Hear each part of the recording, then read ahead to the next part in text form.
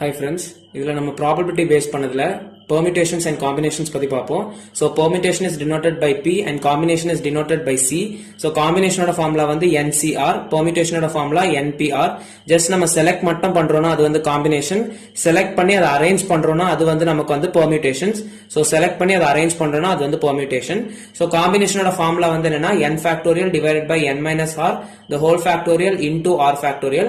Permutation formula n factorial divided by n minus r factorial மட்டும்தான். So combinationனா formula confuse ஆகுதுன்னா denominatorல ரெண்டு combined terms combine ஆகி வரும் combination அப்படின்ற மாதிரி ஞாபகத்துல வச்சுக்கோங்க.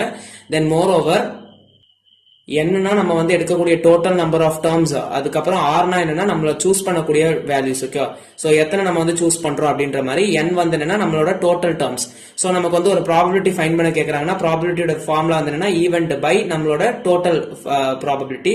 சோ சேனல்ல பிளேலிஸ்ட் அவைலபிளா இருக்கு.